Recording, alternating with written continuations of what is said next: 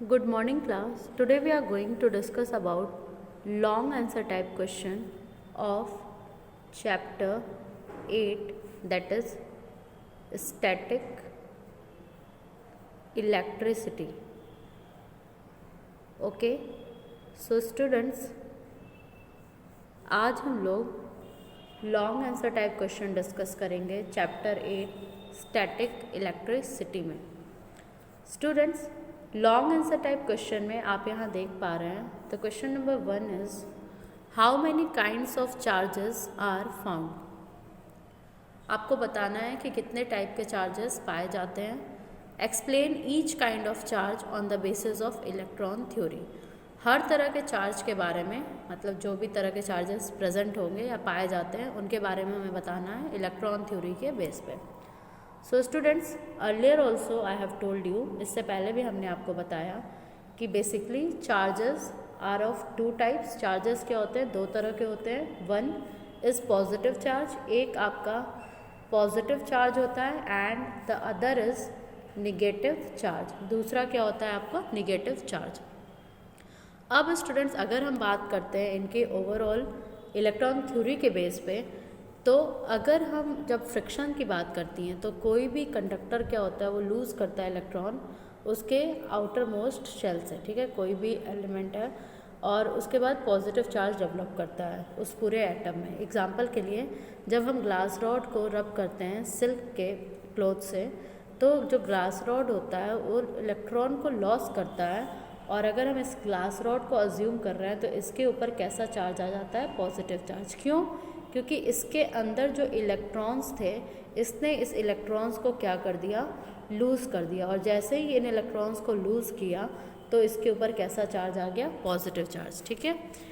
Now students, अगर हम बात करते हैं कि अगर कोई एक कंडक्टिंग बॉडी है जो कि इलेक्ट्रॉन को गेन कर रही है, तब वो क्या होती है? निगेटिवली चार्ज हो जाती है। जैसे कि अगर हम इबोनाइट रॉड लेते हैं और उसको हम वूलन क्लॉथ से रब कर रहे हैं, तो उस पर कैसा चार्ज जनरेट होगा? उस पर जनरेट हो जाएगा निगेटिव चार्ज।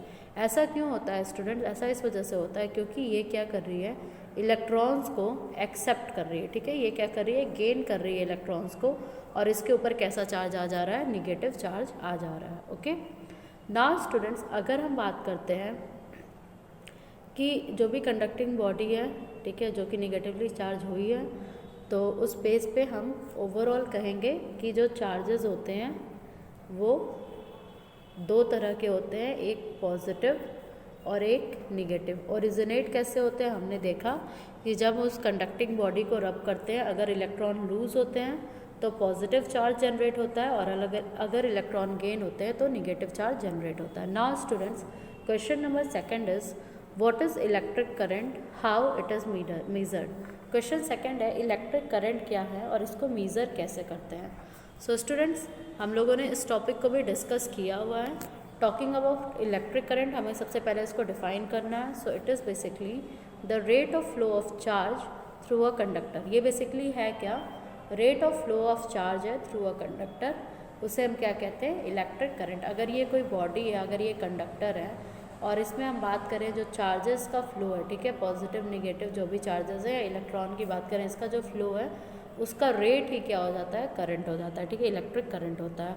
और बात करते हैं स्टूडेंट्स अगर इलेक्ट्रिक करंट की, तो इसकी यूनिट होती है एम्पियर या coulomb per second. Okay students, अगर हम इसकी मेज़रमेंट की बात करें तो जो करंट होती है वो मेजर्ड होती है by the flow of charge per second, okay, in a conductor wire, जो भी कंडक्टिंग वायर होगी।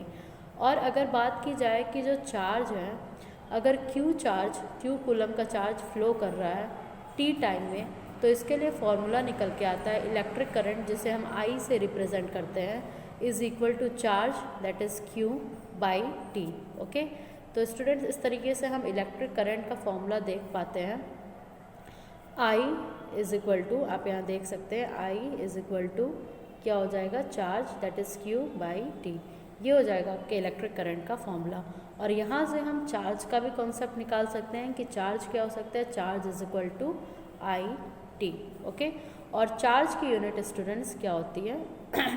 चार्ज की यूनिट अगर हम बात करते हैं तो वो होती है कूलम। ठीक है, चार्ज की यूनिट हो जाएगी coulomb, Q is equal to coulomb. और अगर बात करें उस एपरेटस की जिससे हम मीज़र करते हैं चार्जेस को, तो इट इज़ कॉल्ड एमीटर, ठीक है, वो क्या होता है ammeter. So this is all about today's lecture. Thank you class.